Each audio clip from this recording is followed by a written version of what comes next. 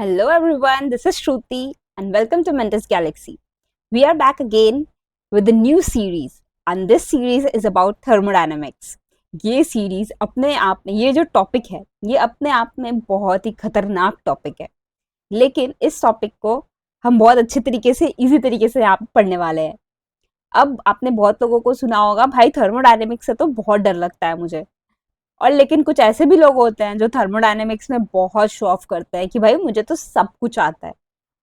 तो आप कैसे फर्स्ट पर्सन से सेकंड पर्सन बनेंगे, मतलब आप कैसे बोल सकते हैं कि हाँ भाई मुझे भी आता है सब कुछ इस टॉपिक पे। ये करने के लिए इस टॉपिक को हल्के में बिल्कुल भी नहीं लेना। ये टॉपिक अच्छे से पढ़ने के लिए आपको एक कंसिस्टेंसी चाहिए। ऐसा नहीं कि भाई आपने 2-3 लेक्चर तो देख लिया अच्छे से, पर फिर बाद में आपने सोचा कि ठीक है चलो हल्के में देखते हैं, थोड़ा थोड़ा देखेंगे और फिर छोड़ देंगे। ऐसा करोगे तो भाई बहुत बुरा फंसने वाले हो। इस चैप्टर को पढ़ने के लिए शुरू से लेके लास्ट तक आपका कॉन्सेंट्रेशन लेवल उतना ही होना चाहिए। ओके, तो चलिए शुरू करते हैं। अच्छा, ये जो टॉपिक है थर्मोडायनेमिक, ये अपने आप में ये एक दुनिया है। इसमें बहुत कुछ है जानने के लिए, बहुत कुछ है समझने के लिए। इसमें आपको थ्योरी भी मिलेगी और न्यूमेरिकल भी मिलेंगे, और वो भी बहुत मजेदार। चलिए शुरू करते हैं। सबसे पहले हम देखेंगे थर्मोडायनेमिक्स का एप्लीकेशन क्या है। अब बहुत से लोग ऐसे भी हैं जो पूछेंगे कि भाई ये टॉपिक पढ़ के हमें क्या मिलने वाला है, क्या ही सीखेंगे हम इससे, इसकी एप्लीकेशंस क्या होगी। उनके लिए देख लेते हैं क्या है ये। सबसे पहले एप्लीकेशंस ऑफ थर्मोडायनेमिक्स में आपके घर पे जो कुकर है, प्रेशर कुकर है, उसमें भी थर्मोडायनेमिक्स का यूज होता है। कैसे प्रेशर कुकर में सीटी लगती है, और यहाँ तक कि रॉकेट में हर जगह थर्मोडायनेमिक्स का यूज होता है। आपके घर में ये थर्मोफ्लास्क होगा, इसमें भी थर्मोडायनेमिक्स का यूज होता है कि कैसे ये उसमें चाय या फिर कोई भी गर्म चीज गर्म ही रहती है ना। और फिर देखो ये कोल्ड ड्रिंक्स और ये फायरवर्क्स और रोलर कोस्टर, सब कुछ, यानी कि इन सब में थर्मोडायनेमिक्स का यूज हो रहा है। तो चलिए शुरू करते हैं आज का लेक्चर। सबसे पहले इस टॉपिक को पढ़ने के लिए हम आज के वीडियो में कुछ बेसिक टर्म्स पढ़ेंगे, ठीक है। तो चलिए शुरू करते हैं। ये टॉपिक अपने आप में, जैसे मैंने बोला था, एक दुनिया है। तो दुनिया को समझने के लिए पहले उसकी सारी बेसिक चीजें समझनी होंगी। तो ये बेसिक चीजें एक बार क्लियर हो जाए तो फिर हम इस दुनिया में घुस जाएंगे। तो चलिए शुरू करते हैं। सिस्टम, सबसे पहले हम पढ़ेंगे ये 3 टर्म, यानी कि सिस्टम, सराउंडिंग और यूनिवर्स।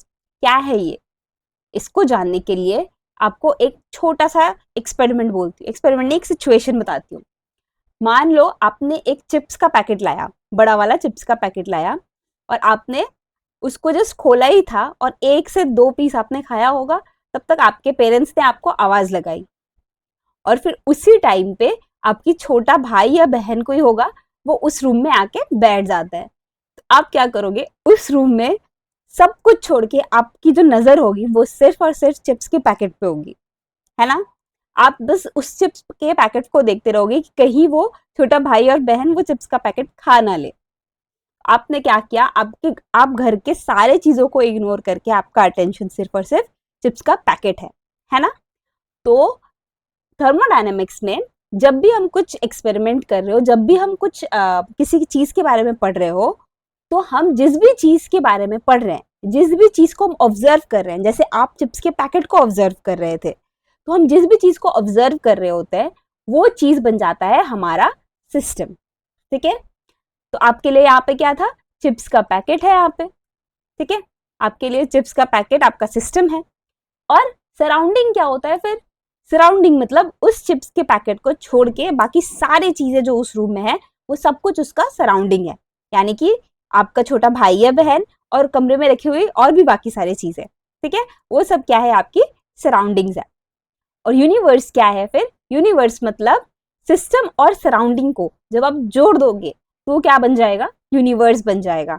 इसका मतलब, यूनिवर्स का मतलब क्या होता है, सिस्टम प्लस सराउंडिंग।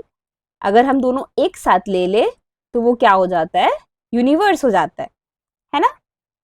तो आपने चिप्स के पैकेट को ऑब्जर्व करा था उस टाइम, सिर्फ आपने सिर्फ चिप्स के पैकेट को ऑब्जर्व करा था, तो चिप्स का पैकेट आपका सिस्टम हो गया, और उसको छोड़ के दुनिया में बाकी सारी चीजें आपकी सराउंडिंग हो गई। तो ये हो गया आपका क्लियर। और सिस्टम और सराउंडिंग को जब हम मिला देंगे तो वो बन जाएगा हमारा यूनिवर्स। ठीक उसी तरह जब एक साइंटिस्ट एक्सपेरिमेंट कर रहा होता है, मान लो उसने बीकर में कुछ ले रखा है, ये कोई सोल्यूशन है ना, उसने बीकर में कुछ सोल्यूशन ले रखा है, तो उसके लिए वो सिर्फ क्या कर रहा है, वो सिर्फ इस बीकर को ऑब्जर्व कर रहा है, सारे टाइम इस बीकर को ऑब्जर्व कर रहा है, बीकर में रखी हुई लिक्विड को ऑब्जर्व कर रहा है। ठीक है, तो उस साइंटिस्ट के लिए, उस केमिस्ट के लिए वो जो लिक्विड है, वो लिक्विड ही उसका सिस्टम है, उसको छोड़ के बाकी सारी दुनिया जो है वो उसका सराउंडिंग है, और यूनिवर्स क्या हो जाएगा, सिस्टम प्लस सराउंडिंग को मिला देंगे तो वो यूनिवर्स हो जाएगा। ठीक है, आई होप दिस इज क्लियर। चलो आगे बढ़ते हैं, ये टर्म आपने अच्छे से सीख लिया। अब देखो टाइप्स ऑफ सिस्टम। अब सिस्टम तो हमने पढ़ लिया, अब सिस्टम कैसे टाइप की होती है। देखो, आपने मान लो एक ग्लास ऑफ वाटर लिया, ठीक है, आपने ये ग्लास ऑफ वाटर लिया, इसमें आपने कुछ पानी रखा है यहाँ पे भर के। ओके, अब जब ये पानी खुला है तो इसको बोलेंगे ओपन सिस्टम। जस्ट आपने ग्लास लिया और ग्लास में पानी भर के रख दिया, तो ये हो गया ओपन सिस्टम। अब जब आपने उस ग्लास में ऊपर से ढक्कन लगा दिया तो उसको बोल देंगे हम क्लोज सिस्टम। और जब आपने उस ग्लास के पानी को ऐसे जगह पे रखा जहां पे वो पानी ठंडा का ठंडा ही रहे, या फिर अगर वो गर्म है तो गर्म का गर्म ही रहे, वैसे सिस्टम को हम बोल देंगे आइसोलेटेड सिस्टम। ठीक है, अब इसको और अच्छे तरीके से समझते हैं। ओपन सिस्टम में क्या होता है, ओपन सिस्टम देखो ये खुला हुआ है यहाँ से, तो यहाँ पे क्या होगा, यहाँ पे मास एक्सचेंज हो सकता है, मास एक्सचेंज हो सकता है, मास एक्सचेंज हो सकता है। यानी कि मान लो यहाँ पे जो वाटर लिक्विड फॉर्म में है, ये वेपर फॉर्म में बन के ऊपर इवापोरेट भी हो गया, मतलब मास चेंज हो गया। साथ ही में यहाँ पे हीट भी एक्सचेंज हो सकती है, हीट मतलब गर्मी। ठीक है, गर्मी या उसके ठंडापन जो है वो एक्सचेंज हो सकता है। यानी कि अगर आपने गर्म पानी यहाँ पे रखा है या फिर गर्म चाय लिया हुआ है, उस चाय को अगर आप ऐसे ही खोल के अगर रख दो तो क्या होगा, वो धीरे धीरे इवेंचुअली ठंडा हो जाएगा। ठीक है, यानी कि उस गर्म चाय जो है, वो गर्म चाय, उसका मास भी एक्सचेंज हो रहा है, ऊपर से वो वेपराइज भी कर रहा है, साथ ही में वो हीट भी एक्सचेंज कर रहा है सराउंडिंग के साथ। ठीक है, तो ये दोनों चीज जो होती है, जिसमें होती है, वैसे सिस्टम को हम बोलते हैं ओपन सिस्टम, है ना। अब क्लोज सिस्टम में देखो, क्लोज सिस्टम मतलब आपने ग्लास में ढक्कन लगा दिया। अब ग्लास में जब आप ढक्कन लगाओगे तो वाटर जो इवापोरेट हो रही थी, वो इवापोरेट होके तो वो बाहर जा नहीं पाएगी। अब बाहर नहीं जा पाएगी मतलब क्या हो रहा है, यहाँ पे मास का एक्सचेंज नहीं हो रहा है, मतलब जो वाटर है वो तो बाहर नहीं जा पा रहा है, वो अंदर का अंदर ही है। तो हम बोल सकते हैं जो क्लोज सिस्टम होती है वहां पे मास का जो एक्सचेंज है वो नहीं होता है, मास का एक्सचेंज नहीं होता है। लेकिन अगर आप ग्लास को ढक के रख दो तो वो ठंडा तो हो ही जाएगा ना, है ना, उसमें हीट एक्सचेंज तो होता ही है ना। तो हम बोल सकते हैं हीट एक्सचेंज यहाँ पे पॉसिबल है, लेकिन मास एक्सचेंज पॉसिबल नहीं है। ठीक है, ये हो गया हमारा क्लोज सिस्टम। अब आइसोलेटेड सिस्टम में क्या है, आइसोलेटेड सिस्टम मतलब क्या होता है, आपने जो ग्लास ऑफ वाटर लिया था, ग्लास ऑफ वाटर या ग्लास ऑफ चाय जो आपने लिया था, उसको आपने ऐसे जगह पे रखा जहां पे ना तो उसका मास चेंज हो पा रहा है और ना ही उसका हीट एक्सचेंज हो पा रहा है। मतलब वो चीज ना ही मतलब अगर वो गर्म है, मान लो मैंने ये पानी गर्म ले लिया, तो ये गर्म से ये ठंडा हो ही नहीं पाएगा। क्यों, क्योंकि हमने उसे ऐसे जगह पे रखा जहां पे हम वो हीट एक्सचेंज नहीं कर पा रहा है।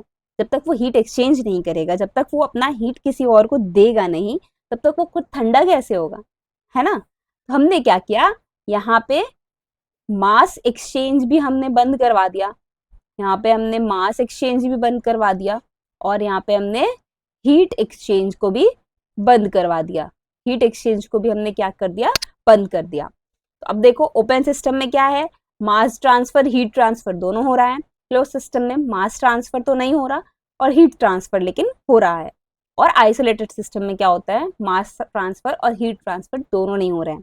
अब देखो आइसोलेटेड सिस्टम का एक सबसे बेस्ट एग्जाम्पल है आपका थर्मोफ्लास्क। आपके घर में थर्मोफ्लास्क होगा, उसमें क्या होता है, हम उसमें गर्म चीज, गर्म पानी या गर्म चाय उसमें भर के उसके ढक्कन को लगा के रख देते हैं, और उससे क्या होता है, पानी बहुत देर तक गर्म रहता है। ठीक है, पानी या फिर चाय बहुत देर तक गर्म रहता है। क्या हो रहा है वहां पे, आपने ढक्कन बंद कर दिया तो उसमें मास ट्रांसफर नहीं हो पाएगा, और साथ ही में उसका जो थर्मोफ्लास्क में होता है हीट एक्सचेंज भी नहीं हो पाता है। मतलब बाहर से हीट ना ही अंदर जा रही है, ना ही अंदर से हीट बाहर जा रही है।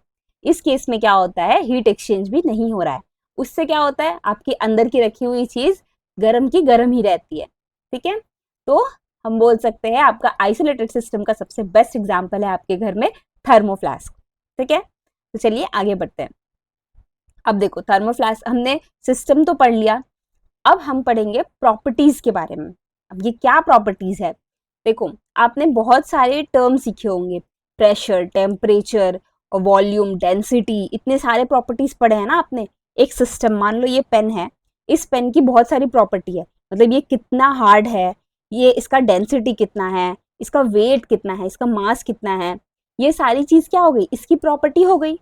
अब इस प्रॉपर्टी को हमने दो पार्ट में डिवाइड कर रखा है, दो पार्ट में हमने डिवाइड कर रखा है। एक होता है एक्सटेंसिव, दूसरा होता है इंटेंसिव। ठीक है, अब ये एक्सटेंसिव और इंटेंसिव क्या बला है, तो चलिए देखते हैं। एक्सटेंसिव प्रॉपर्टीज का मतलब होता है ऐसी प्रॉपर्टीज जो कि मास एंड साइज के ऊपर डिपेंड करती हैं। ऐसी प्रॉपर्टी मास और साइज के ऊपर डिपेंड करती है, mass and size dependent. Okay, अभी आपको अगर नहीं समझ में आ रहा है तो कोई बात नहीं, आप बस सुनते जाओ, आपको सब समझ में आएगा। Mass and size dependent. और इंटेंसिव प्रॉपर्टी ऐसी होती है जो कि मास एंड साइज इंडिपेंडेंट होती है, मास एंड साइज इंडिपेंडेंट होती है।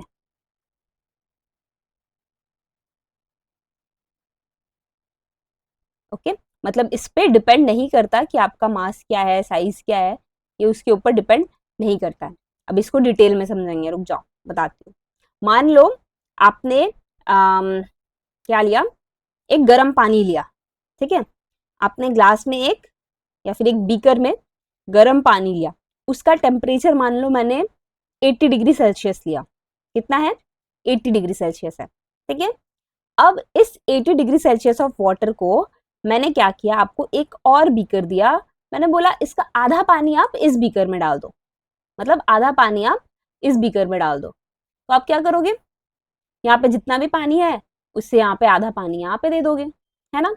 अब बताओ, जब आप वाटर को इस जगह से बीकर 1 से बीकर 2 में जब आप ट्रांसफर कर रहे हो, इसको मैंने बीकर 1 माना, इसको बीकर 2 माना, बीकर 1 से बीकर 2 में जब आप ट्रांसफर कर रहे हो तो उसका टेम्परेचर क्या चेंज हो रहा है। हाँ, अगर ये 80 डिग्री सेल्सियस पे है, 80 डिग्री सेल्सियस के वाटर को अगर आपने बीकर 2 में डाला तो क्या वो 40 डिग्री का बन जाएगा, टेम्परेचर क्या आधा आधा होगा, बिल्कुल भी नहीं। अगर ये 80 डिग्री का वाटर है तो यहाँ पे भी ये क्या हो जाएगा, ये 80 डिग्री का ही वाटर रहेगा। कितने का वाटर रहेगा, टेम्परेचर इसका क्या होगा, 80 डिग्री ही सेल्सियस रहेगी। ठीक है, तो देखो टेम्परेचर एक ऐसा प्रॉपर्टी है जो कि मास और साइज पे डिपेंड नहीं कर रहा है। वो वाटर का टेम्परेचर ही 80 डिग्री था, अब उसको आप आधा लो, एक चम्मच पानी लो या एक ग्लास पानी लो, टेम्परेचर 80 डिग्री ही रहने वाली है ना। तो ऐसे प्रॉपर्टी को जो मास और साइज से इंडिपेंडेंट होते हैं, मास और साइज से इंडिपेंडेंट होते हैं, उसको हम बोलते हैं इंटेंसिव प्रॉपर्टी। इसको मैं इरेज कर देती हूँ, उसको हम क्या बोलते हैं, इंटेंसिव प्रॉपर्टी। तो अगर मैं यहाँ पे एग्जाम्पल लिखूं, अगर मैं यहाँ पे एग्जाम्पल लिखूं तो यहाँ पे क्या आ जाएगा, टेम्परेचर। हमने अभी क्या देखा, टेम्परेचर क्या है, इंटेंसिव प्रॉपर्टी है। क्यों इंटेंसिव है, क्योंकि अगर हम एक किसी एक पर्टिकुलर चीज का टेम्परेचर अगर हम देखें तो वो टेम्परेचर क्या होगा, वो चीज के ऊपर ही डिपेंड कर रही है। अब आप कितना अमाउंट में ले रहे हो वो चीज उसके ऊपर डिपेंड नहीं कर रही है। ठीक है, अमाउंट के ऊपर वो डिपेंड नहीं कर रही है। एक मिनट, समझ में आई। अब देखो एक्सटेंसिव प्रॉपर्टी देखते हैं। एक्सटेंसिव प्रॉपर्टी का एग्जाम्पल होता है ऐसे चीजें, एक्सटेंसिव प्रॉपर्टी का मतलब ऐसे चीजें कि अगर आप उसका साइज चेंज कर दो तो उसके साथ साथ उसका प्रॉपर्टी भी चेंज हो जाएगा। ठीक है, अब देखो इसका एग्जाम्पल सबसे बेस्ट बताती हूँ मैं। मान लो आपने इसका एग्जाम्पल क्या लूं मैं, मान लो हीट, ये आपने एक स्लैब लिया, ये आपने एक स्लैब लिया, आयरन स्लैब लिया। ठीक है। इसमें टोटल हीट, आपने हीट एकदम स्लैब को एकदम रेड हॉट कर दिया है, ठीक है, एकदम रेड कलर का गरम गरम सा हो गया है एकदम। अब इस टाइम पे आपने क्या किया, स्लैब को आधा काट दिया, ठीक है। अब देखो टोटल हीट जो थी इस पूरे स्लैब में, मतलब मान लो इसमें मैंने 10 मिनट तक गर्म किया इसे और एकदम बहुत तेज गर्म हो गया ये, तो अब उसमें जितना गर्मी है, उसमें जितना हीट है, वो हीट मान लो पहले था, मैंने कुछ भी एक अमाउंट ले लिया, मान लो 100 था ये पहले हीट, मतलब पूरे स्लैब में। अब जब मैंने उसको आधा कर दिया तो अब क्या होगा, उसका जो हीट था अंदर में, जो टोटल हीट बचा, वो खुद भी आधा हो जाएगा, मतलब यहाँ पे अब ये 50 हो जाएगा और यहाँ पे 50 हो जाएगा, ठीक है। आई होप समझ में आया होगा, ठीक है। तो इस तरीके से अगर आप एक्सटेंसिव प्रॉपर्टी का एग्जाम्पल लोगे, तो एक्सटेंसिव प्रॉपर्टी का एग्जाम्पल होता है इंटरनल एनर्जी, जिसको हम लोग यू से डिनोट करते हैं, आगे हम लोग देखेंगे ये सारी चीजें। और हीट, ये आपका हो गया इंथैल्पी, यानी कि इंथैल्पी भी आपकी एक थर्मोडायनेमिक प्रॉपर्टी है, इसको भी हम लोग आगे पढ़ेंगे, आपको टेंशन नहीं लेना है। इंट्रोपी हो गई, और यहाँ पे गिब्स फ्री एनर्जी हो गई, स्पेसिफिक हीट कैपेसिटी हो गई, ये सारी चीजें क्या है, एक्सटेंसिव प्रॉपर्टी है। अब ये क्या है आपको अभी ज्यादा टेंशन नहीं लेना है, आप बस लिखते जाओ, आगे के लेक्चर्स में हम सब कुछ समझेंगे ये सारी चीजें क्या होती है, ठीक है। और उसी तरफ अगर हम इंटेंसिव प्रॉपर्टी की बारे में बात करें, तो इंटेंसिव प्रॉपर्टी का एग्जाम्पल हमने देखा टेम्परेचर है, साथ ही में ये इसका एग्जाम्पल होता है प्रेशर, कॉन्सेंट्रेशन।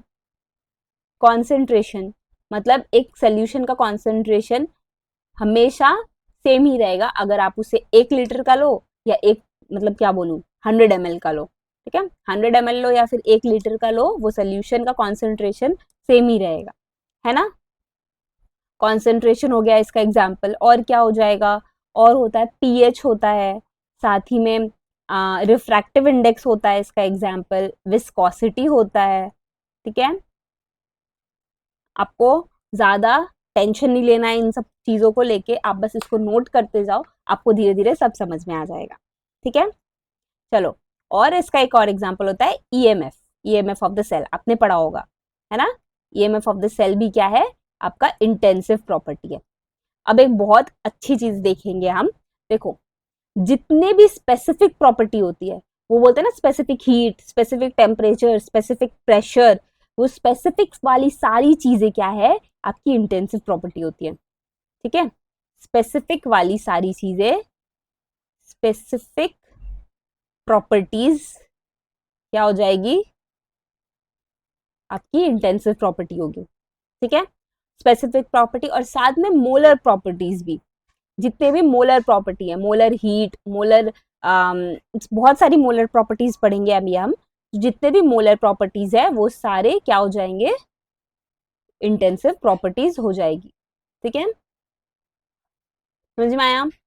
अब देखो, हाँ इसमें और एक एग्जांपल आता है, बॉइलिंग पॉइंट और फ्रीजिंग पॉइंट। एक सोल्यूशन का बॉइलिंग पॉइंट और फ्रीजिंग पॉइंट तो चेंज नहीं होगा ना।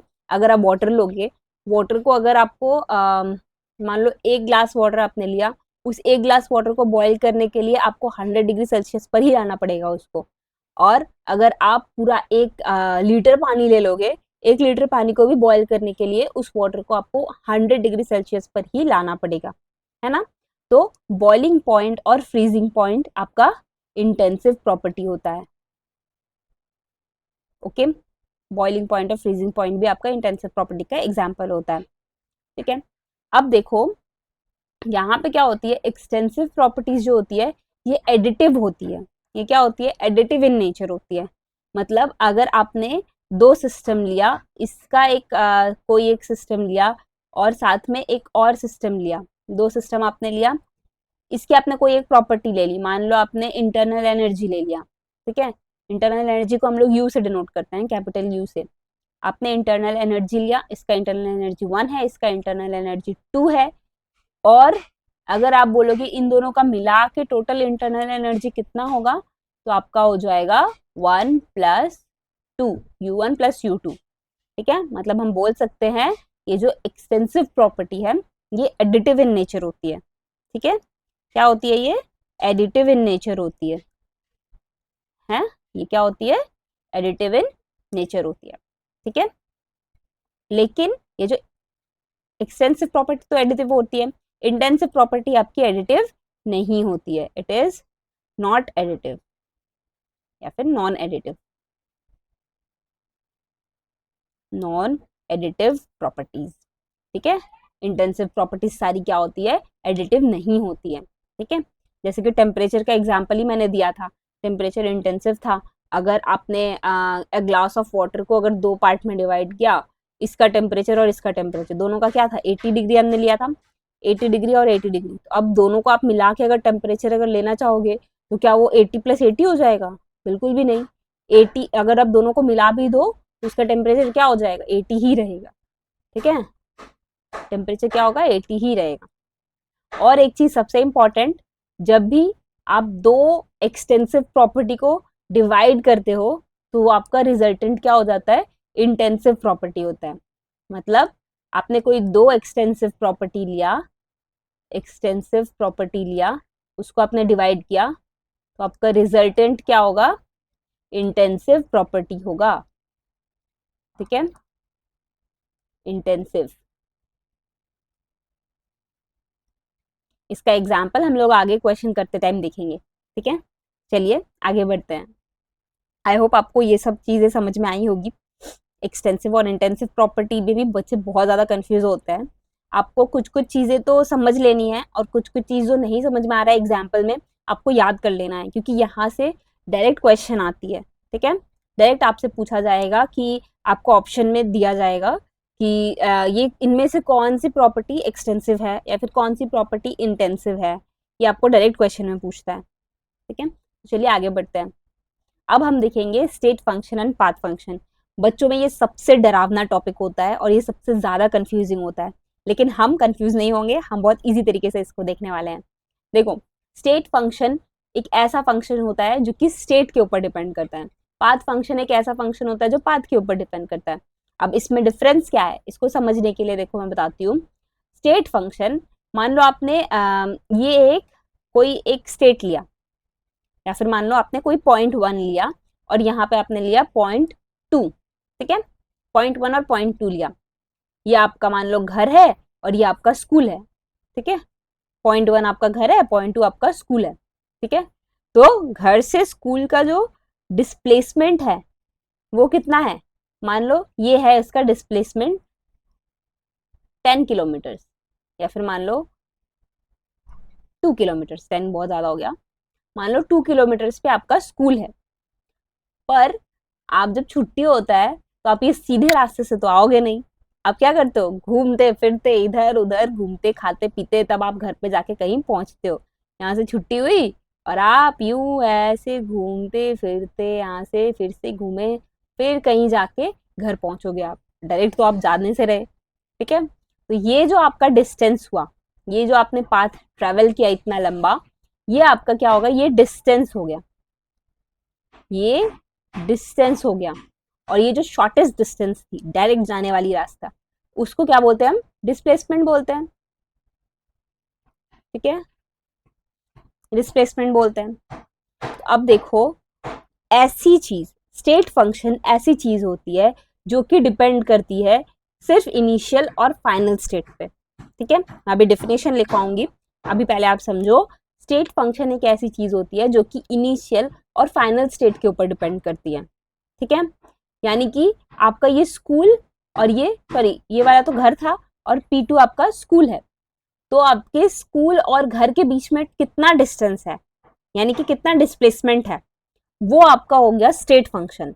लेकिन पाथ फंक्शन क्या है कि आप एक्चुअली किस पाथ से गए हो उस पर डिपेंड करता है, उसको हम लोग बोलते हैं पाथ फंक्शन। ठीक है, ऐसी प्रॉपर्टीज, कुछ प्रॉपर्टीज होती है जो कि सिर्फ और सिर्फ स्टेट के ऊपर डिपेंड करती है, मतलब अब कहाँ से निकले और कहाँ को गए, that is your state function. पर पाथ फंक्शन ऐसी फंक्शन होती है जहाँ पे आपका किस रास्ते से आप गए उस पर डिपेंड करता है वो फंक्शन। ठीक है, तो ऐसे फंक्शन को हम क्या बोलेंगे, पाथ फंक्शन बोलेंगे। तो आप बोल सकते हो जो डिस्प्लेसमेंट है, डिस्प्लेसमेंट क्या फंक्शन हो गया, फिर डिस्प्लेसमेंट आपका स्टेट फंक्शन हो गया। क्यों, क्योंकि ये सिर्फ डिपेंड करता है इनिशियल और फाइनल स्टेट के ऊपर।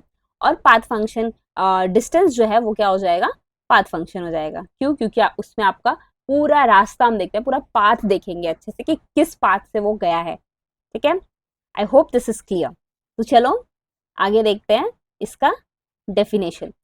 डेफिनेशन मतलब स्टेट फंक्शन क्या होता है? It depends on depends on it depends on initial and final state. It depends on initial and final state. लेकिन पाथ फंक्शन क्या है? Depends on entire path. Depends on entire path मतलब आप किस रास्ते से जा रहे हो इसके ऊपर पूरा पूरा डिपेंड करेगा ये। ठीक है, अब क्या होता है, ये जो स्टेट फंक्शन है ये आपका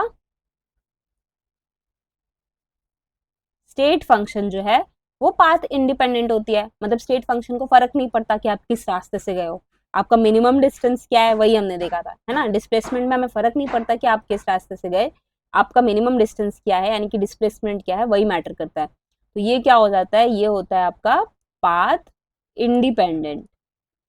ये आपका होता है पाथ इंडिपेंडेंट। एक सेकेंड, इंडिपेंडेंट, ये आपका हो गया पाथ इंडिपेंडेंट। और पाथ फंक्शन क्या होता है, ये स्टेट इंडिपेंडेंट होता है। मतलब आप कौन से स्टेट से हो इसको मतलब नहीं है, आप किस रास्ते से गए हो वो बस इसको फर्क पड़ता है। ठीक है, तो ये हो गया state independent. State independent. Okay, तो चलिए इसका एग्जाम्पल लेते हैं हम। एग्जाम्पल लेने से पहले मैं आपको एक चीज बताती हूँ। देखो, आपने वो सुना है del something, delta U, delta H, delta S. ये डेल का मतलब क्या है? यू का मतलब तो ये सारी चीजें छोड़ो, अभी भी सिर्फ इस पे ध्यान दो। यू, यू हमने भी क्या पढ़ा, इंटरनल एनर्जी को बोलते हैं। इंटरनल एनर्जी क्या है अभी हम लोग देखेंगे, फिलहाल अभी देखो ये डेल्टा का मतलब क्या है। डेल्टा का मतलब हमने देखा था ना, ये घर, घर मतलब ये घर था और ये स्कूल था। मतलब ये जो चेंज आया, ये जो चेंज आया मतलब मैंने बोला अगर इसका इंटरनल एनर्जी U2 है और इसका इंटरनल एनर्जी 1 है, तो इन दोनों का जो चेंज हुआ है इंटरनल एनर्जी में, ठीक है, यानी कि U2 minus U1, U2 minus U1 ये चेंज हो गया इंटरनल एनर्जी का। इस चेंज को हम लोग लिखते हैं डेल्टा U से। इस चेंज को हम लोग कैसे डिनोट करते हैं, डेल्टा साइन से डिनोट करते हैं। ठीक है, ये चेंज क्या हो गया आपका, डेल्टा साइन हो गया। तो जितने भी डेल्टा वाले मैक्सिमम चीजें यानी कि delta U, delta H, delta S, ये सारी चीजें क्या है आपकी, ये सारी चीजें क्या है, स्टेट फंक्शन है। ठीक है, मतलब ये सिर्फ डिपेंड करता है कि आप कौन से स्टेट में थे और अब कौन से स्टेट में हो। ठीक है, किस रास्ते से गुजर के आए हो ये डिपेंड नहीं करता। ठीक है, delta G, delta S gives free energy हो गया, एंट्रोपी हो गया, इंथैल्पी हो गया, चेंज इन इंटरनल एनर्जी हो गया, ये सब चीज क्या है आपका स्टेट फंक्शन है। और यहाँ पे अगर मैं एग्जाम्पल ले लूँ तो इसका बेस्ट एग्जाम्पल होता है हीट और वर्क डन। ठीक है, आई होप दिस इज क्लियर। चलो आगे देखते हैं। ये तो हमने पढ़ लिया स्टेट फंक्शन और पाथ फंक्शन। आई होप आपको अच्छे से क्लियर हो गया होगा। इससे भी अच्छे से क्लियर होने के लिए आपको थोड़ा सा और वेट करना है, क्योंकि हम आगे जब सारे प्रॉपर्टीज पढ़ेंगे ना, तो उस टाइम जब मैं आपको सारी प्रॉपर्टीज को समझाऊंगी तब मैं आपको और अच्छे से बता पाऊंगी कि क्यों ये जो है ये स्टेट फंक्शन है और क्यों ये पाथ फंक्शन है। ठीक है, चलिए आगे बढ़ते हैं। अब देखो इंटरनल एनर्जी कब से हम पढ़ रहे हैं, इंटरनल एनर्जी क्या है, कि एक्चुअल में ये चीज होता क्या है इंटरनल एनर्जी।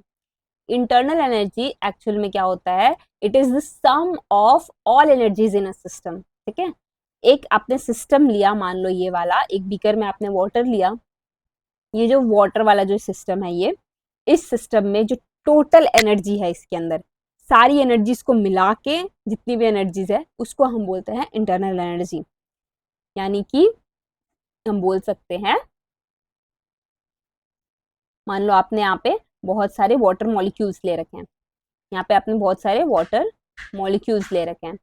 अब ये वाटर मॉलिक्यूल्स तो चुपचाप से बैठी होती नहीं है सोल्यूशन में, ये क्या करती हैं, ये मूव करती रहती हैं। ये एक दूसरे से टकराती रहती है, मूव करती रहती है, भागती रहती है, एक जगह नहीं रहती है, ठीक है। तो ये जो मूव कर रही हैं, तो मूव कर रही हैं मतलब क्या है, इसमें काइनेटिक एनर्जी है कहीं ना कहीं, है ना। मूव कर रही हैं तो काइनेटिक एनर्जी है इसके अंदर, तो इसके अंदर का काइनेटिक एनर्जी प्लस, अब काइनेटिक एनर्जी है तो कहीं ना कहीं पोटेंशियल एनर्जी भी है इसके अंदर, पोटेंशियल एनर्जी, फिर और भी बहुत सारी एनर्जी होती है, जैसे कि वाटर मॉलिक्यूल का अपना बॉन्ड एनर्जी होता है। वाटर मतलब क्या, HOH। अब ये बॉन्ड एनर्जी है इनका, ऑक्सीजन और हाइड्रोजन का बॉन्ड एनर्जी है।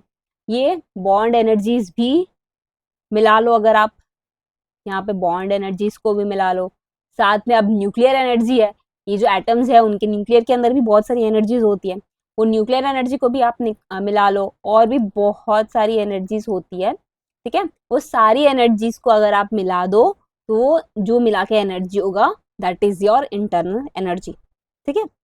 इसको हम बोल देते हैं इंटरनल एनर्जी। अब एक बात बताओ, मैं अगर आपसे पूछूं इस वाले सिस्टम में आप पूरा मुझे इंटरनल एनर्जी कैलकुलेट करके बताओ, तो आप कैसे निकालोगे? आप एक एक मॉलिक्यूल का काइनेटिक एनर्जी निकालने जाओगे, एक एक मॉलिक्यूल का पोटेंशियल एनर्जी निकालने जाओगे, ये इम्पॉसिबल होता है, ठीक है। अगर आपसे कोई पूछ दे इस सिस्टम का अभी इंटरनल एनर्जी कितना है, एब्सोल्यूट इंटरनल एनर्जी कितना है, तो किसी के लिए भी ये बताना इम्पॉसिबल है, ठीक है। किसी के लिए भी ये बताना इम्पॉसिबल है, क्यों? क्योंकि हम एब्सोल्यूट इंटरनल एनर्जी किसी भी सिस्टम का नहीं निकाल सकते। हाँ, लेकिन एक काम कर सकते हैं, क्या कर सकते हैं, हम एक काम क्या कर सकते हैं, मान लो आपने ये एक सिस्टम लिया यहाँ पे, और आपने एक और सिस्टम लिया, इसी सिस्टम को आपने क्या किया, कुछ चेंजेस किया इसमें, जैसे कि आपने या तो हीट कर दिया, या तो इस पे प्रेशर चेंज किया, तो कुछ भी चेंज किया, कुछ भी पैरामीटर्स आपने चेंज किया इस पे, और आपके पास ये एक दूसरा सिस्टम बन के तैयार हो गया। इसमें आपने या तो मान लो टेम्परेचर ही बढ़ा दिया, या फिर प्रेशर ही बढ़ा दिया, ठीक है। तो अब इस पे जो चेंज आया, इस सिस्टम 1 से इस सिस्टम 2 में जो भी चेंज आया, उस चेंज को हम नोट कर सकते हैं, और उस चेंज के अकॉर्डिंग हम इसका डेल्टा यू निकाल सकते हैं, ठीक है। U2 नहीं होगा, डेल्टा यू हम निकाल सकते हैं। अब डेल्टा यू अगेन अभी मैंने बताया था कैसे निकालते हैं हम delta U, change in internal energy which is equals to U2 minus U1, ठीक है। ये क्या होगा, U2 माइनस U1। अब देखो, ये जो इंटरनल एनर्जी है, ये क्या होती है, ये स्टेट के ऊपर, ये स्टेट फंक्शन होती है, ठीक है। ये सिर्फ डिपेंड करती है कि अभी इसका क्या स्टेट है, यानी कि इनिशियल स्टेट क्या थी, और फाइनली उसका क्या स्टेट होगा।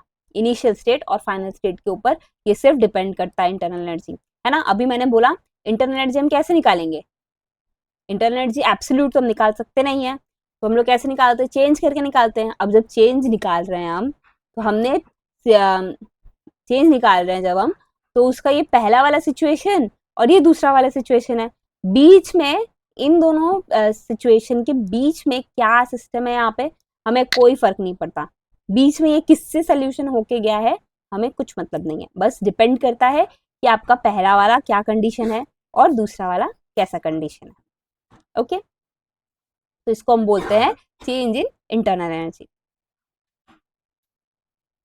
अच्छा, ये जो है इसीलिए इसको हम क्या बोल देते हैं, ये स्टेट फंक्शन बोलते हैं, इसको हम क्या बोलते हैं, स्टेट फंक्शन बोलते हैं हम, ठीक है। अब देखो, ये जो इंटरनल एनर्जी चेंज होती है, ये कैसे चेंज होती है, क्यों चेंज होगी, क्या क्या पैरामीटर्स चेंज करेंगे। तो देखो, इंटरनल एनर्जी चेंज करने के लिए एक तो आपने क्या किया, यहाँ पे सिस्टम में हीट देना शुरू कर दिया, आपने क्या किया, सिस्टम में हीट देना शुरू कर दिया। अगर आप हीट दोगे तो क्या होगा, मॉलिक्यूल्स के पास ज्यादा एनर्जी आ जाएंगी, ज्यादा एनर्जी आएंगी तो ज्यादा तेज भागेंगी, ज्यादा तेज भागेंगी तो उनका काइनेटिक एनर्जी बढ़ेगा, काइनेटिक एनर्जी बढ़ेगा तो पोटेंशियल एनर्जी भी बढ़ेगा, पोटेंशियल एनर्जी बढ़ेगा तो बॉन्ड एनर्जी बढ़ेगी, मतलब बहुत सारी चेंजेस होने शुरू हो जाएंगे उस सिस्टम में। तो उस चेंज मतलब हम क्या कर सकते हैं, सिंपल, अगर आप हीट दोगे, हीट देने से ही उसका इंटरनल एनर्जी चेंज हो जाता है, ठीक है। अगर हम बोले किस किस चीजों पे इंटरनल एनर्जी, क्या चीज चेंज करने से इंटरनल एनर्जी चेंज होती है, तो हम यहाँ पे पहला चीज नोट कर सकते हैं, फैक्टर्स अफेक्टिंग इंटरनल एनर्जी। आप लोग ऐसे लिखो फैक्टर्स, या फिर रुको मैं इसको एक नेक्स्ट पेज पे लिख लेती हूँ।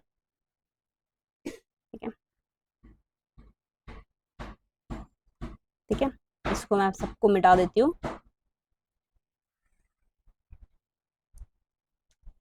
यहाँ पे मैंने लिखा factors affecting internal energy, factors affecting delta U. कौन कौन से फैक्टर्स के ऊपर डेल्टा यू डिपेंड करता है? तो सबसे पहला फैक्टर जो है वो आपका हो गया चेंज इन हीट, ठीक है, यानी कि डेल्टा क्यू, हीट को हम लोग क्यू से डिनोट करते हैं, ठीक है।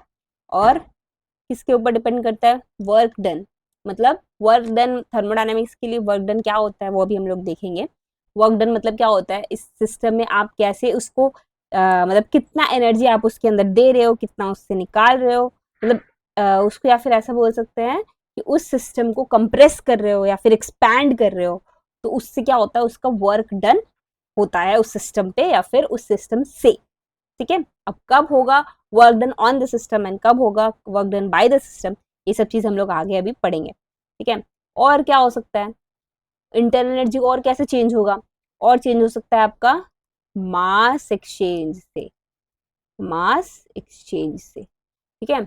मान लो आपने यहाँ पे बहुत सारे वाटर मॉलिक्यूल्स लिया, आपने हीट किया इसको, अब क्या किया, ये मॉलिक्यूल जो है, ये पर्टिकुलर मॉलिक्यूल के पास बहुत सारा एनर्जी गेन हो गया, इतना एनर्जी गेन हुआ कि ये यहाँ से सीधे निकल गया, ठीक है, इसके पास निकलने जितना एनर्जी मिल गया इसे और ये निकल लिया। और जैसे ही ये निकल लेगा तो क्या होगा, सिस्टम का एनर्जी, एक मॉलिक्यूल का सिस्टम का एनर्जी पहले वो सिस्टम में था, अब सिस्टम में नहीं है, वो भाग गया, तो क्या होगा, उतना एनर्जी कम हो गया सिस्टम पे, है ना, सिस्टम के पास उतना एनर्जी कम हो गया, तो क्या होगा, मास एक्सचेंज से भी आपकी इंटरनल एनर्जी पे इफेक्ट पड़ती है, ठीक है। तो ये तीन फैक्टर्स थे जो कि इंटरनल एनर्जी को डिफाइन करते हैं या फिर बोल सकते हो इंटरनल एनर्जी को चेंज करते हैं, ठीक है। तो चलो अब देखते हैं हीट और वर्क डन क्या होता है, ठीक है। तो सबसे पहले हीट को तो हम लोग डिनोट करते हैं स्मॉल क्यू से और वर्क डन को हम लोग डिनोट करते हैं डब्ल्यू से, ठीक है। अब ये हीट होता क्या है, it's a form of energy transfer between two system due to difference in their temperatures. मतलब अगर आपने सिस्टम पे उसके टेम्परेचर को चेंज करने से उसका जो एनर्जी चेंज हो रहा है उसको हम लोग क्या बोल देते हैं, हीट, ठीक है। ये इसका मतलब मान लो स्टैंडर्ड डेफिनेशन है, ठीक है। उस सिस्टम के टेम्परेचर को चेंज करने से जो एनर्जी ट्रांसफर हो रही है उसको हम लोग बोल देते हैं हीट, ठीक है।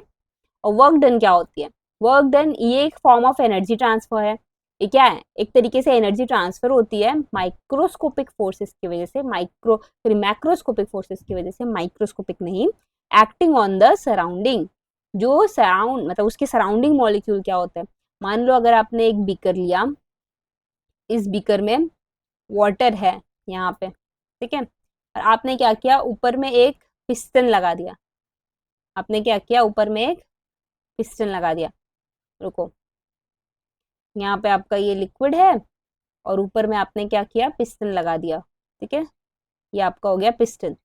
अब यहाँ से आप प्रेशर अप्लाई करे जा रहे हो, करे जा रहे हो, करे जा रहे हो, तो क्या होगा, ये क्या होगा, धीरे धीरे ये सब कंप्रेस होते जाएंगे, ये सब क्या होगा, कंप्रेस होंगे, है ना, ये सोल्यूशन धीरे धीरे क्या हो जाएगा, कंप्रेस होगा। तो आप क्या कर रहे हो, इस सिस्टम के ऊपर आप वर्क डन कर रहे हो, आप प्रेशर बढ़ा रहे हो, जबरदस्ती उसको उसके ऊपर काम करवा रहे हो आप, ठीक है, उसको बहुत फोर्स कर रहे हो, वो क्या हो गया, work done on the system, मतलब सिस्टम के ऊपर काम हो रहा है। लेकिन यही अगर मैं बोलूं ये जो सिस्टम है, यहाँ पे सोल्यूशन था, कोई भी लिक्विड, उसके ऊपर अब क्या हो रहा है, पिस्टन लगा है, और इस बार क्या हो रहा है, ये पिस्टन जो है, ये लिक्विड जो है अंदर से ये धकेल रहा है, मतलब अंदर से ये एक्सपैंड हो रहा है, खुद से एक्सपैंड हो रहा है। तो ये जो एक्सपेंशन हुआ, ये जो एक्सपेंशन हो रहा है, ये क्या हो रहा है, अंदर से सिस्टम बाहर काम कर रहा है, मतलब अंदर पे उतना काम, मतलब अंदर से जो भी है वर्क डन वो बाहर की तरफ कर रहा है, मतलब इस तरफ क्या है, इस बार सोल्यूशन जो है वो धकेल रहा है पिस्टन को बाहर की तरफ, क्या हो रहा है, ढकेल रहा है बाहर की तरफ, तो इसको क्या बोलते हैं, work done, work done by the system, मतलब सिस्टम यहाँ पे काम कर रहा है, ठीक है, सिस्टम यहाँ पे काम कर रहा है, और यहाँ पे क्या हो जाएगा, work done on the system, यहाँ पे सिस्टम के ऊपर काम हो रहा है, ठीक है। ये सारे टर्म्स आप सीख के रखो, ठीक है। अब देखो यहाँ पे जब work done on the system हो रहा है, मतलब सिस्टम के ऊपर काम किया जा रहा है, उसके ऊपर प्रेशर दिया जा रहा है, तो अब जब उसके ऊपर प्रेशर दिया जा रहा है तो मतलब वर्क डन, उसका जो वर्क डन है मतलब वो क्या हो जाएगा, पॉजिटिव होगा। यहाँ पे जो ये वर्क डन क्या होता है, ये पॉजिटिव वर्क डन होता है, ठीक है। यहाँ पे वर्क डन का वैल्यू क्या होता है, पॉजिटिव होता है। जब भी work done on the system होगा तो सिस्टम का वैल्यू क्या हो जाएगा, यहाँ पे वर्क डन का वैल्यू क्या हो जाएगा, पॉजिटिव होगा। और जब भी आपको बोले work done by the system, मतलब सिस्टम काम कर रहा है, तो खुद का एनर्जी क्या हो जाएगा, कम हो जाएगा एकदम, वो खुद ढीला पड़ जाएगा। अगर वो काम कर रहा है मतलब क्या होगा, खुद का एनर्जी तो कम होगा ना, तो इसलिए क्या हो जाएगा, work done by the system, जब खुद सिस्टम काम कर रहा है तो उस टाइम क्या हो जाएगा, उसका वर्क डन का जो साइन है वो नेगेटिव होगा, ठीक है। This is clear. सिमिलरली अब देखो हीट के बारे में भी ऐसा एक साइन कन्वेंशन है, जैसे हमने वर्क डन का साइन कन्वेंशन अभी ये देखा, वैसे ही हीट का भी एक साइन कन्वेंशन है। सिमिलरली आपने अगर बीकर लिया, अगर आपने यहाँ पे भी बीकर लिया, सोल्यूशन लिया, इस सोल्यूशन पे अगर आप हीट दे रहे हो, अगर आप हीट बाहर से दे रहे हो, मतलब क्या है, आपको सिस्टम के बारे में सोचना है। आप केमिस्ट्री पढ़ रहे हो ना, तो आपको सिस्टम के बारे में सोचना है। दुनिया जाए भाड़ में, हमको क्या देखना है, अपना सिस्टम देखना है। सिस्टम में हम क्या देख रहे हैं, सिस्टम में हम एनर्जी दे रहे हैं, ठीक है, एनर्जी हम बाहर से दे रहे हैं। भाई इसके अंदर तो एनर्जी आया ना, सिस्टम के अंदर तो एनर्जी आया ना, तो ये एनर्जी आएगा, सॉरी एनर्जी नहीं, हीट, सिस्टम के अंदर तो हीट आया, ठीक है। तो जब हीट आएगा तो उसको हम बोलते हैं पॉजिटिव, ठीक है, उसको हम बोलेंगे डेल्टा क्यू इस टाइम पॉजिटिव होगा। और जब बीकर से ये सोल्यूशन का हीट जब आप बाहर रिलीज कर रहा है, मान लो अब ये सोल्यूशन, ये जो सिस्टम है, ये एनर्जी हीट रिलीज कर रहा है, हीट रिलीज कर रहा है, मैं यहाँ पे लिख देती हूँ, हीट रिलीज कर रहा है, तो उस टाइम क्या हो जाएगा, डेल्टा क्यू यहाँ पे, एक मिनट में अंदर लिखूँ ना, हीट यहाँ से रिलीज हो रहा है। जब हीट रिलीज होगा तो मतलब क्या है, सिस्टम को हीट देना पड़ रहा है, उसको खर्चा करना पड़ रहा है, खर्चा करेगा तो क्या हो जाएगा, खुद नेगेटिव में जाएगा बेचारा। अगर वो खर्चा कर रहा है तो मतलब क्या होगा, वो खुद नेगेटिव में जाएगा, तो उस टाइम क्या होगा, आपकी जो हीट की वैल्यू है वो नेगेटिव में आएगी, ठीक है। आपको एग्जाम में क्वेश्चन में क्या होगा ना, ये बता देगा कि इतना हीट का ट्रांसफर हो रहा है और सिस्टम में हीट एब्जॉर्ब या रिलीज हो रहा है, ठीक है। तो आपको ये बता देगा कि एब्जॉर्ब या रिलीज हो रहा है। अब आपको उसके अकॉर्डिंग साइन लगा के सारे क्वेश्चंस करने होते हैं, ठीक है। तो आपको ये सारे साइन कन्वेंशन समझना अभी से बहुत जरूरी है, ठीक है। आई होप आपको ये बहुत अच्छे तरीके से समझ में आया होगा। जब भी आप साइन कन्वेंशन सोचो तो आप खुद को सिस्टम के बारे में सोचो, ठीक है, सराउंडिंग के बारे में नहीं, सिस्टम के बारे में सोचो। सिस्टम में हीट जा रहा है कि नहीं जा रहा है, सिस्टम वर्क कर रहा है कि सिस्टम वर्क उसके ऊपर किया जा रहा है। अगर उसके ऊपर किया जा रहा है तो मतलब उसके ऊपर यानी कि और ऐड हो रहा है उसके ऊपर, है ना, उसके ऊपर वर्क और ऐड हो रहा है, तो वर्क डन पॉजिटिव होगा। अगर वर्क डन कर रहा है सिस्टम, मतलब खुद वर्क कर रहा है सिस्टम, तो मतलब क्या होगा, उसको काम करना पड़ रहा है, करके वो क्या हो जाएगा, नेगेटिव हो जाएगा, करके क्या हो जाएगा, वो बहुत नेगेटिव हो जाएगा, तो उसके लिए वर्क डन नेगेटिव हो जाएगा, ठीक है। Work done on the system and work done by the system समझ में आया।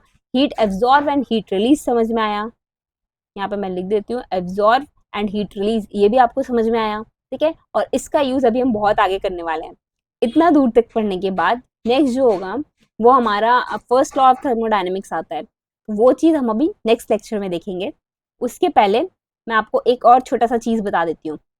ये सारे क्या है, टाइप्स ऑफ प्रोसेसेस, ठीक है, कितने टाइप के प्रोसेसेस होते हैं, मतलब कितने टाइप के प्रोसेस होते हैं। देखो एडियाबेटिक प्रोसेस, पहला हम क्या पढ़ेंगे, एडियाबेटिक प्रोसेस। जब भी आपको बोलते एडियाबेटिक प्रोसेस है, इसका मतलब क्या है कि उस प्रोसेस में चेंज इन हीट नहीं हो रहा है, मतलब there is no change in heat, ठीक है। और जब भी आपको बोल दे आइसोथर्मल प्रोसेस है, आइसो मतलब क्या, सेम, थर्मल मतलब टेम्परेचर, ठीक है। तो यहाँ पे आइसोथर्मल प्रोसेस में क्या हो जाएगा, there is no change in temperature, iso मतलब सेम सेम और टेम्परेचर मतलब थर्मल मतलब temperature, there is no change in temperature, ठीक है, यानी कि डेल्टा T0 मतलब हम क्या बोल सकते हैं, T2 माइनस T1 अगर हम करेंगे तो वो 0 रहेगा। मतलब अगर आपने कोई भी वर्क डन किया, मान लो आपने ये 1 पे है, ये कोई सिस्टम सिचुएशन 1 पे है और सिचुएशन 1 से ये सिचुएशन 2 में जा रहा है, ठीक है, सिचुएशन 1 से सिचुएशन 2 में जा रहा है। सिचुएशन 1 में उसका टेम्परेचर T1 है और सिचुएशन 2 में भी उसका टेम्परेचर क्या हो जाएगा, T1 ही रहेगा। ऐसे प्रोसेस को हम क्या बोल देते हैं, आइसोथर्मल प्रोसेस बोलते हैं। मतलब आपने जो भी किया उस सिस्टम के साथ, वो चीज करने के दौरान उसका टेम्परेचर चेंज नहीं हो रहा है, there is no change in temperature. Okay, I hope this is clear. उसके बाद देखो आइसोबारिक प्रोसेस। आइसो मतलब वही सेम, और बारिक मतलब क्या होता है, प्रेशर, यानी कि there is no change in pressure, delta P यहाँ पे 0 होगा। अब आइसो इंथैल्पिक प्रोसेस क्या होता है, सॉरी इंट्रोपी है ना ये, आइसो इंट्रोपिक प्रोसेस मतलब क्या होगा, इंट्रोपी को हम लोग डेल्टा एस से डिनोट करते हैं, ठीक है, डेल्टा एस से डिनोट करते हैं इंट्रोपी, चेंज इन इंट्रोपी को। और यहाँ पे इंट्रोपी चेंज नहीं होगा। इंट्रोपी एक्चुअली में क्या होती है ये हम लोग बाद में देखेंगे, अभी के लिए बस नोट करके रखो। और आइसोकोरिक प्रोसेस क्या होता है, आइसो मतलब सेम, कोरिक मतलब होता है आपका वॉल्यूम। कोरिक मतलब क्या होता है, वॉल्यूम। आपका कोरिक का मतलब वॉल्यूम होता है, तो इसका मतलब क्या हो जाएगा, there is no change in volume. उस प्रोसेस के दौरान, जो भी प्रोसेस हो रहा है उस प्रोसेस के दौरान there is no change in volume. समझ में आया। तो अगर आपको एडियाबेटिक प्रोसेस बोलेगा मतलब डेल्टा क्यू चेंज नहीं हुआ, आइसोथर्मल बोलेगा तो डेल्टा टी चेंज नहीं हुआ, आइसोबारिक मतलब डेल्टा पी नहीं है, मतलब प्रेशर चेंज नहीं हुआ, आइसो इंट्रोपिक मतलब इंट्रोपी चेंज नहीं हुआ, आइसोबारिक मतलब वॉल्यूम चेंज नहीं हुआ। सिमिलरली आइसो इंथैल्पिक भी होता है। आइसो इंथैल्पिक में यहाँ पे लिख देती हूँ, आइसो इंथैल्पिक, सब नोट करके रखो, आपको टेंशन नहीं लेना है। अभी एक एक टर्म हम समझेंगे, जैसे हमने इंटरनल एनर्जी एक थर्मोडायनेमिक प्रॉपर्टी को समझा ना, वैसे ही और भी सारे, ये इंट्रोपी क्या होता है, फिर ये इंथैल्पी क्या होता है, ये सब अभी हम समझेंगे, ठीक है। एक मिनट। तो आइसो इंथैल्पिक प्रोसेस का मतलब होता है कि यहाँ पे डेल्टा एच चेंज नहीं होता है। इंथैल्पी को हम लोग एच से डिनोट करते हैं और आइसो मतलब चेंज नहीं होना, ठीक है। तो इसको हम लोग बोल देंगे आइसो इंथैल्पिक प्रोसेस, मतलब डेल्टा एच चेंज नहीं होगा। Okay, I hope this is clear. अगर आपको ये वीडियो पसंद आया है तो please like share and comment. और अगर आपको और भी कुछ चीज़ चाहिए या फिर आपको और भी कुछ हेल्प चाहिए तो please feel free to comment, ठीक है। Thank you and keep watching our channel.